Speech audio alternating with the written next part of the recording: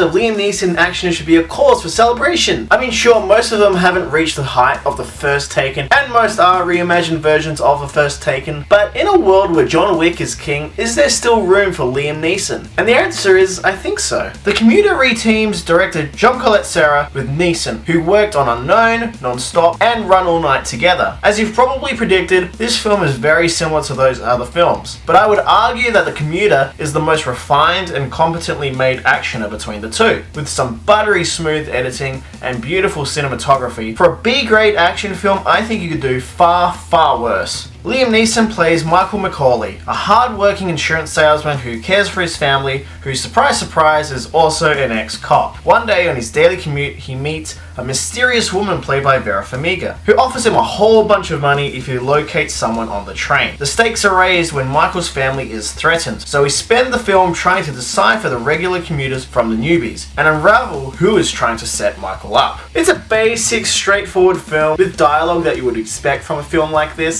Stuff that's just basic and enough to get the plot moving forward. Everything here is very surface level, especially the villains here. There is an attempt to do something quite interesting with them, but barely enough time is spent with them to really care about them or make them feel like much of a threat. The tension here really comes from what is getting thrown at Liam Neeson as different people get onto the train, and where Liam Neeson goes from suspecting everyone on the train to narrowing down his suspects to a very few. In this instant, you just want to have a good time with some fun action, and luckily there are some fairly well choreographed, very stylish fight scenes, which are thankfully mostly all done in camera, with some very neat tricks in the editing to cover up the cuts for the epic one-shot fights, which seems to be a standard in action films nowadays. The choreography obviously isn't on the level of John Wick, and that's obviously because Liam Neeson at his age just can't do what Keanu Reeves is able to do in the John Wick films, and that's fine. The fight scenes are honestly a far cry better than anything we saw in Taken 2 or Taken 3. There are a number of surprise faces in this film which unfortunately are just very small roles. We almost get a Conjuring reunion with Patrick Wilson and Vera Farmiga, while the ever-talented Jonathan Banks is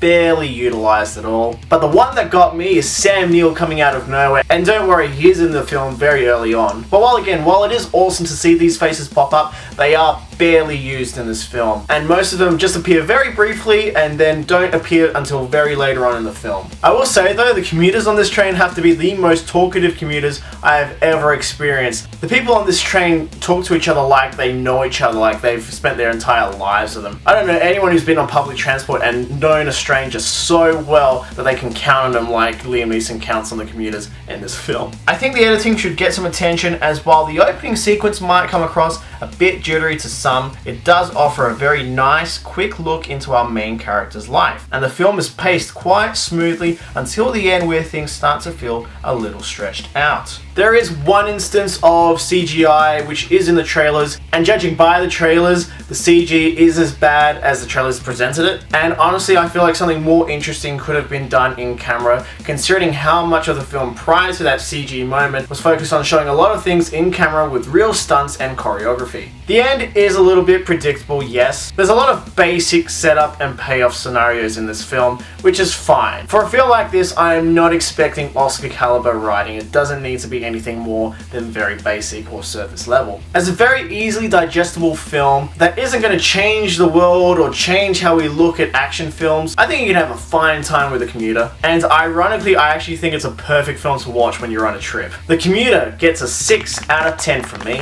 Guys, I hope you liked this review. If you did like this review, do remember to hit the thumbs up button and leave a comment down below in the comments section. Have you seen The Commuter, or are you planning to see The Commuter? Do let me know in the comments section. And if you would like to subscribe to the channel, do hit the subscribe button with the little bell next to it, which will remind you of when the Mono Report uploads new content. And don't forget, you can follow the Mono Report on Facebook and Twitter at the Mono Report. Thank you very much, guys, and don't forget to stay right here for your Mono Fix. Bye, guys.